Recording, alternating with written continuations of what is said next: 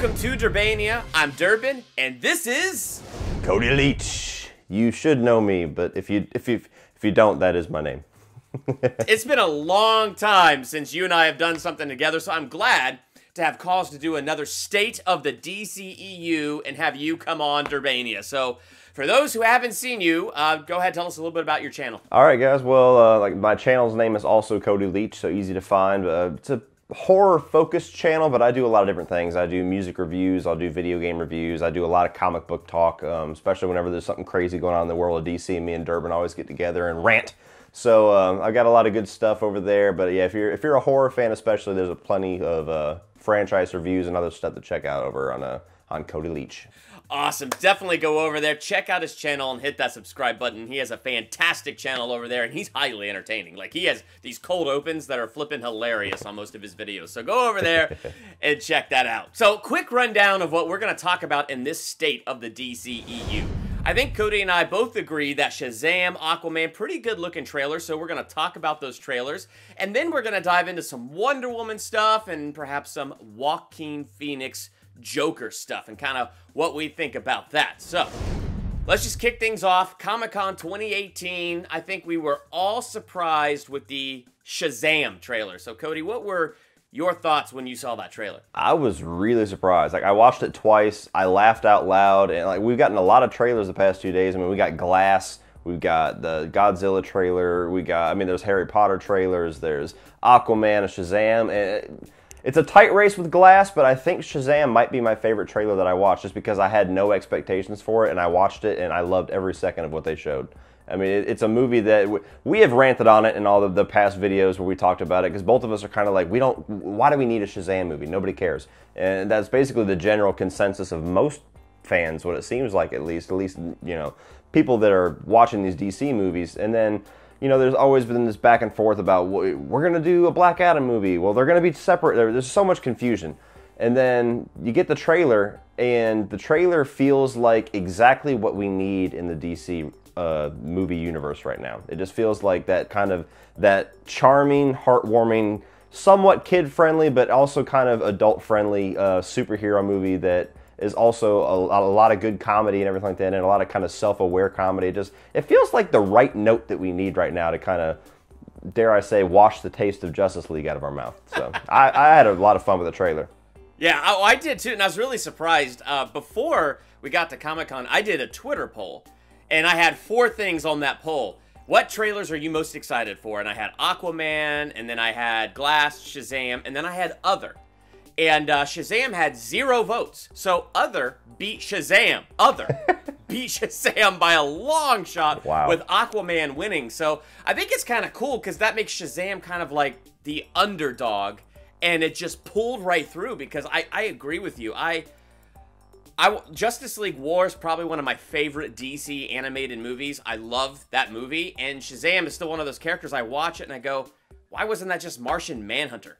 Why did they put Shazam in that part? I just never understood the character or liked the character that much. And then this trailer, it did for me kind of what Guardians of the Galaxy did for me. Like when I heard that they were doing a talking space raccoon movie, I went, you're gonna jump the shark for a talking space raccoon? And that first trailer, I was in stitches. It was hysterical. It was awesome. And I felt the same about this one. I was in stitches. I was laughing. It was great. It reminded me of when I was a kid and I would pretend to be Superman. Like, watching this trailer just took me back and gave me that feel. And then those quick little cuts in the trailer where you see the Batman Batarang, they open the desk, and there's the Superman newspaper clip. Just to let you know, this is the DCEU, or whatever title they actually want to call it now. Like, I heard they gave it a new official name, and I don't even remember what it is.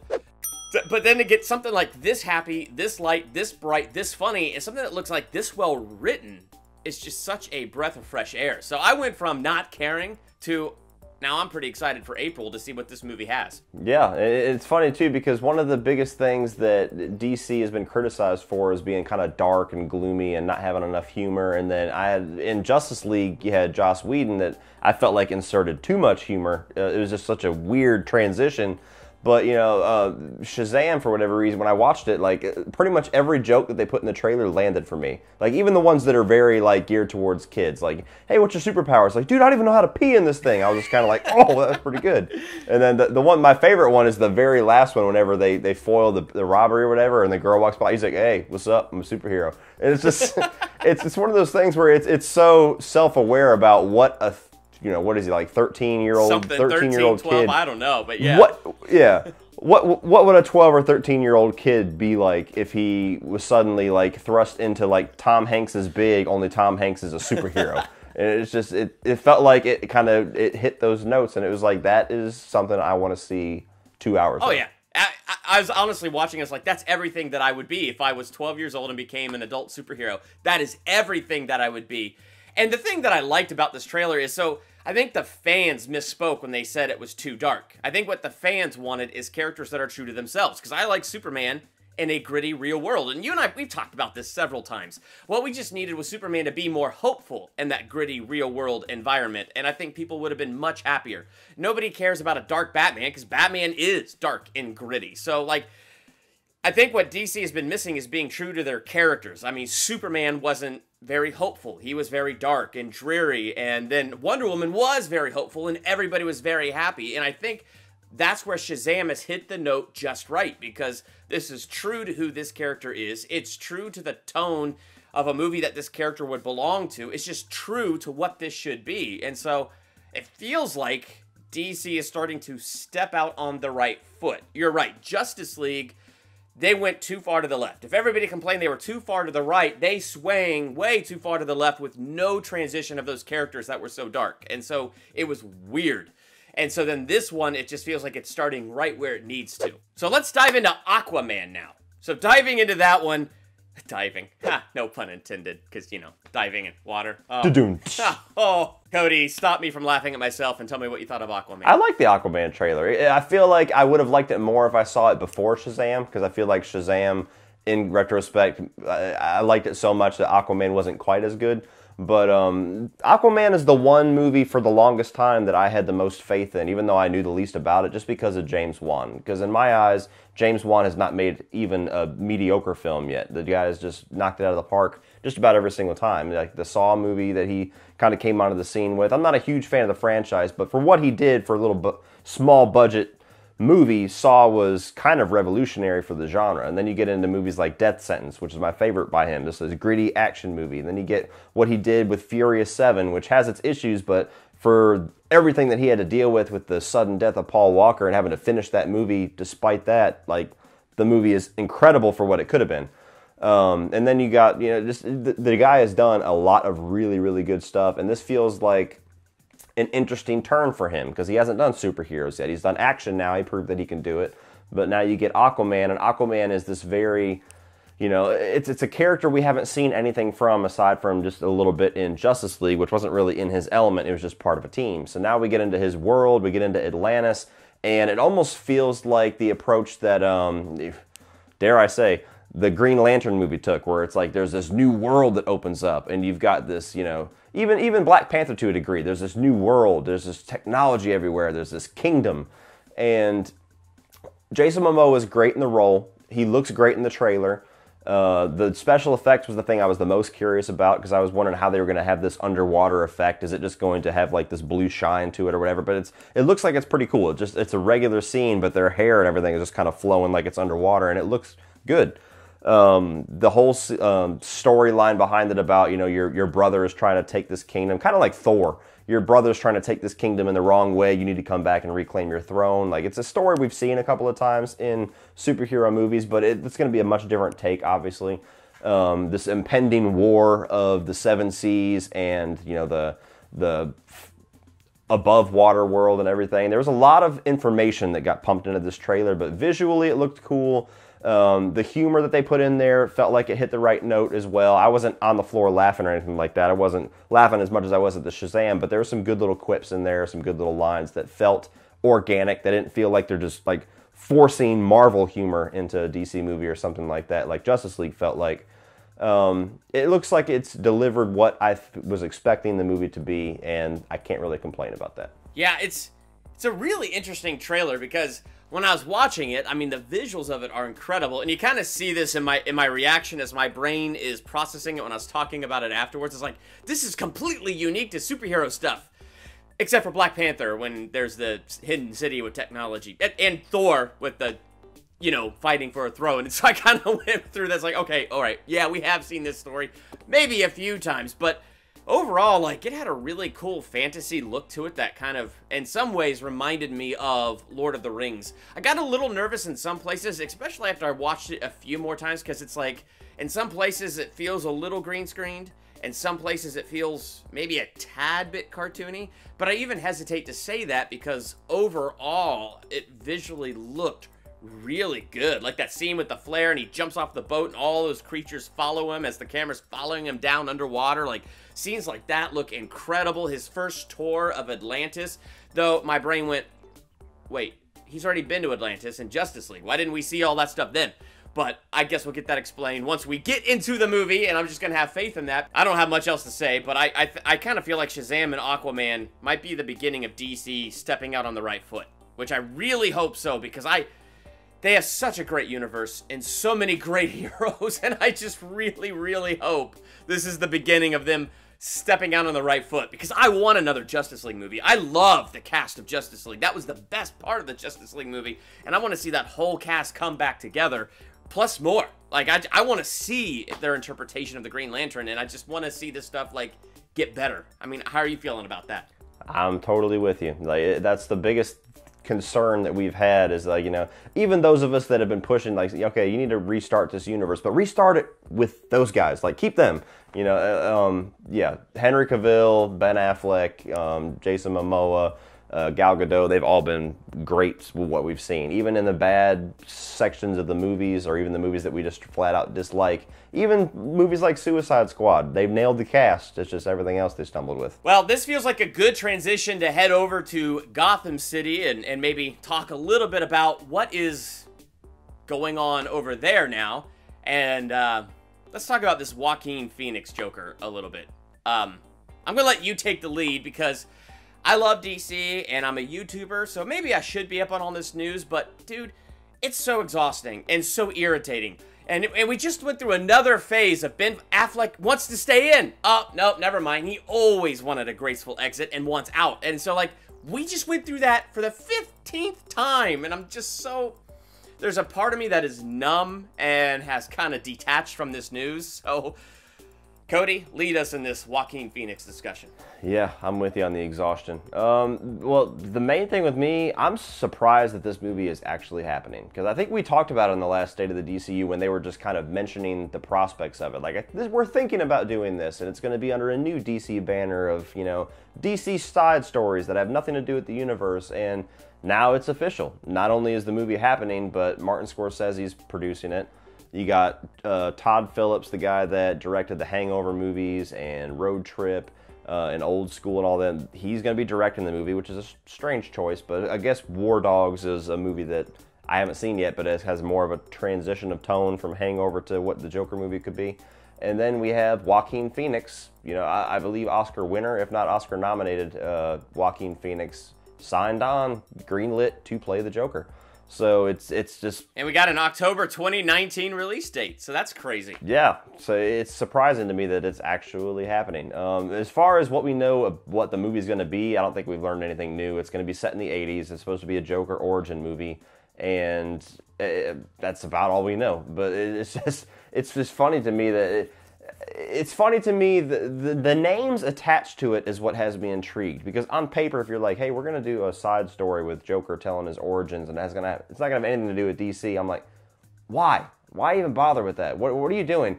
But then you put Martin Scorsese's name on there, and I go, You put Todd Phillips' name in there, and I go, well, that's a really off-the-wall interesting choice. That could be awesome or horrible. And then you get Joaquin Phoenix is probably the most interesting because the guy's notorious for turning down roles left and right. I mean, he turned down Doctor Strange. He was going to be Doctor Strange, and he turned it down, and they gave it to Benedict Cumberbatch. Benedict Cumberbatch was their second choice. So it's that he looked at the script or their idea or whatever they gave him saying, this is what we're going to do with this Joker movie, you want to do it? And that he said, yes, that makes me very curious about what they have up their sleeves. Yeah, and I agree, because Actually, I'm 100% with you. The idea of another DC movie under a different DC banner, and we're just taking the Joker and doing a movie on just him and his origin, it's like, oh, this is getting exhausting, okay? You already have a DCEU you're trying desperately to boot up, and now you want to do this side thing, and it over-explain how it has nothing to do with this main thing, but then all of a sudden the names.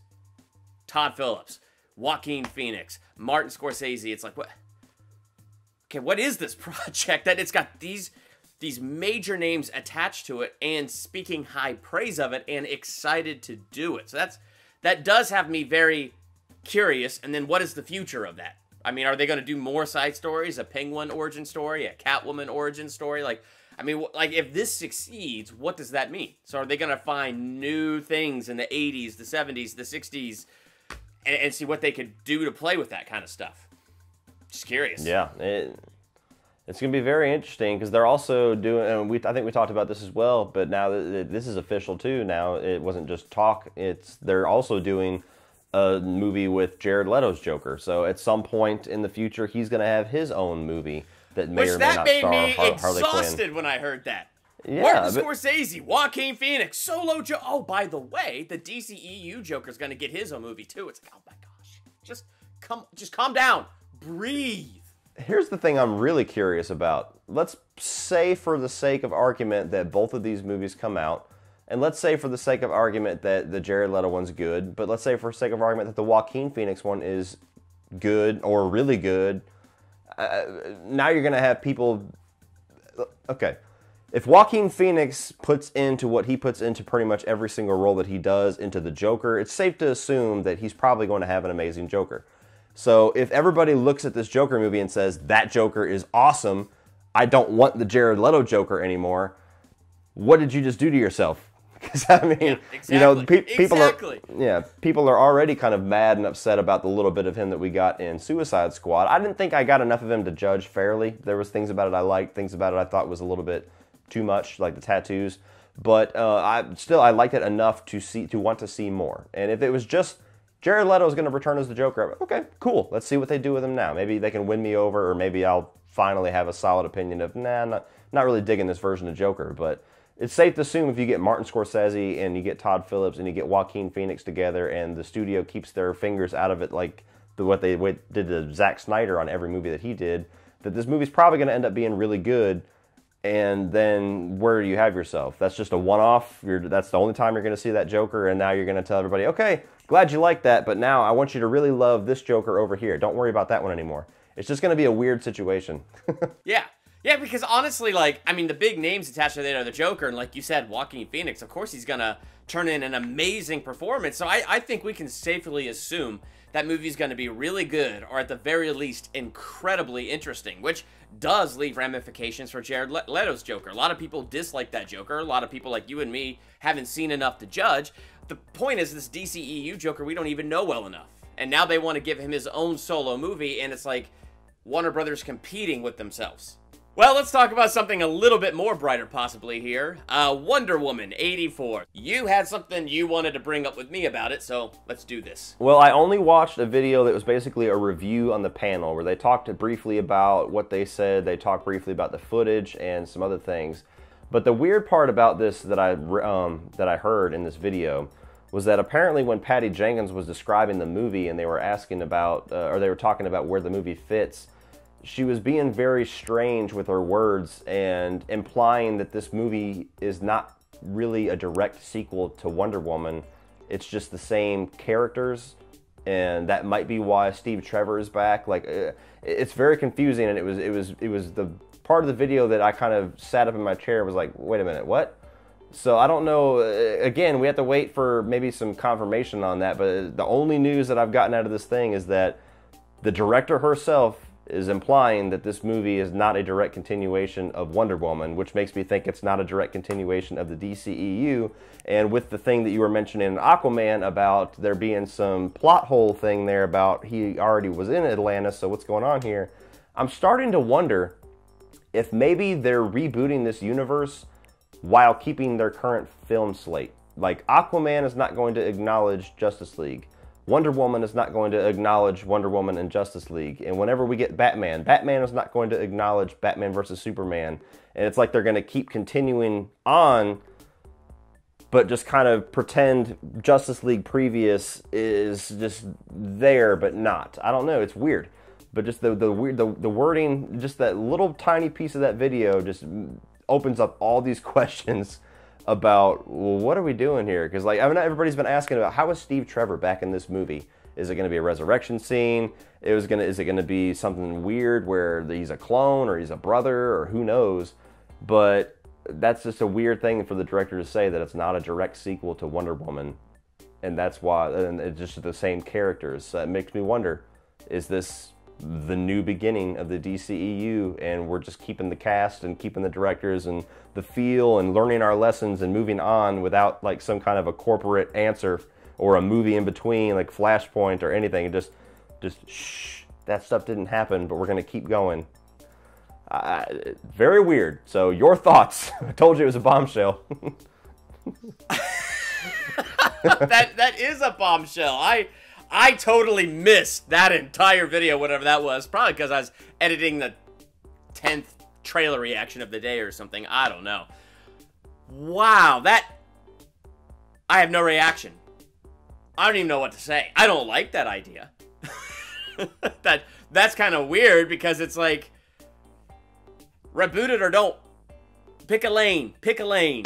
I don't know. I guess it's just kind of where I'm at. Like, I have enough faith that they could pick themselves up from the bootstraps and move on from the failure of Justice League and just do sequels to that and build a better Phase 2 and a better Phase 3 because of Shazam and because of what Aquaman looks like. But yeah, that's kind of weird. Like, and I was wondering that, because when you watch Justice League and when you watch Batman vs. Superman, it's heavily implied that she went dormant for 100 years.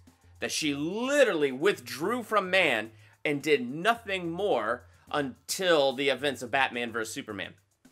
And that's why I was always kind of confused, but still looking forward to it, because Wonder Woman is awesome, and that first movie was really great. So I was always kind of confused. It's like, but okay, so how are they going to explain this? Because they got to incorporate this into the story that she's in the 80s, but yet somehow she hasn't done anything for 100 years. So how are they going to tell the story? How are they going to incorporate it that way? And then the pictures of Steve Trevor, and I went, what? Excuse me, what? What? And then I heard somebody's theory that Steve Trevor was like in her head. Kind of like how they talked about in Justice League, where she had a hard time letting go and things like that. So maybe this is like, she has a hard time letting go, so he's sort of like there in her head and she's thinking things through. And I thought, well, that could be something fun to play with, but I don't know how I feel about this just being a whole separate thing, same cast. I don't know what I think of that. Yeah, I'm not sure. It was confusing, because I had all those same questions too. It's like, well, how is this gonna, if nobody's heard of Wonder Woman before, then it can't be anything too extravagant that happens in Wonder Woman 84 or a third Wonder Woman movie that doesn't take place after Batman vs Superman. And the same thing with Steve Trevor. Where does that fit in? And even in Justice League, like, you could do it if there was just Wonder Woman, and then you could just explain his resurrection. But when you get to Justice League, and it still carries on the story as if he died on the plane and she never saw him again, and she's been heartbroken ever since. Well, then what's this 84 chapter? How does that fit into that? It makes sense as much as it doesn't make sense, her statements. And it's weird to think, because, and especially with Aquaman, I don't know if that fits into it or not, because Aquaman was in production while Wonder Woman was kind of being released, if I'm not mistaken. So unless they just, I don't know. It's hard to say. That is very confusing. That is very confusing. Okay, so the only thing I can solidify is I hope not. I hope it's not just some other random story that just happens to be the same characters, kind of a soft reboot. Like, I hope it's not that. I really do. I'd rather let's just keep pressing forward. Okay, it's a sequel, and we're going to find some creative ways and keep her under the radar in the 80s, so it's really like she goes unheard of again until Batman vs. Superman. Like, I actually would find that really interesting. And whatever happens with Steve Trevor, if he gets brought back to life through some magical thing and dies again, maybe that's why she's like double hurting by the time we get to BVS, and she's really, really withdrawn, and why she really punches Bruce Wayne in Justice League when he brings up Steve Trevor. So, I mean, there could be creative ways to play with that. I don't know. I mean, if this is a side story where we're not acknowledging Wonder Woman 1 or the rest of the universe is just kind of on its own, is that Warner Brothers saying we have no confidence in anything?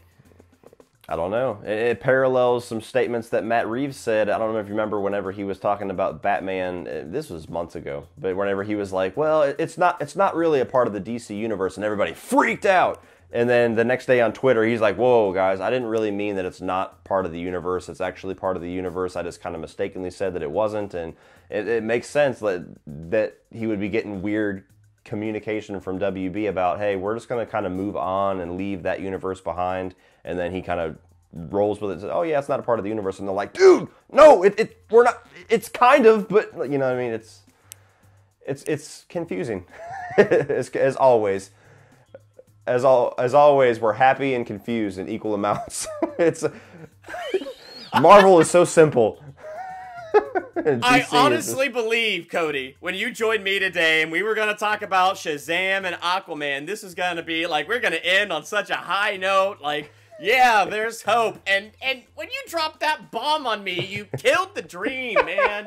Now I'm just confused and I'm upset and I don't like that. Oh my gosh. Oh well, let's end on the high note. Shazam and Aquaman, those trailers look awesome. And I'm actually very encouraged by what I saw there.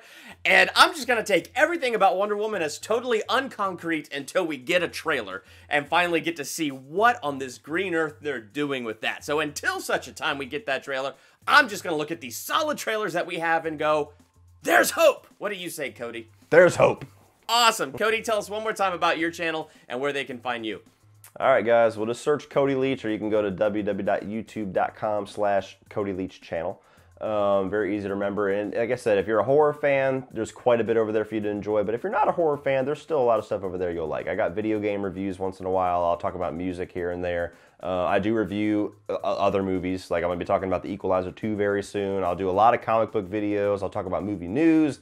So a lot of different things over there. But yeah, you can check that out. Just search Cody Leach or youtube.com/Cody Leach channel. And definitely go over to his channel, check out his videos, and hit that subscribe button over there. And hit that subscribe button right here and the bell so you're notified the next time Cody Leach comes to join me and we do a State of the DCEU. Aquaman comes out at Christmas time, so probably in 2019 will be the next time Cody and I do a State of the DCEU talking about Aquaman and our thoughts and hopefully where that's propelling us, and who knows what other DCEU news we will have by then. Maybe Ben Affleck will stay forever with Batman. Maybe Ben Affleck will be long gone, and we would have casted Batman 3 different times already. So who knows what will happen by 2019, but yeah, so awesome. I'm Durbin, this is Cody. Thanks for checking out Durbania.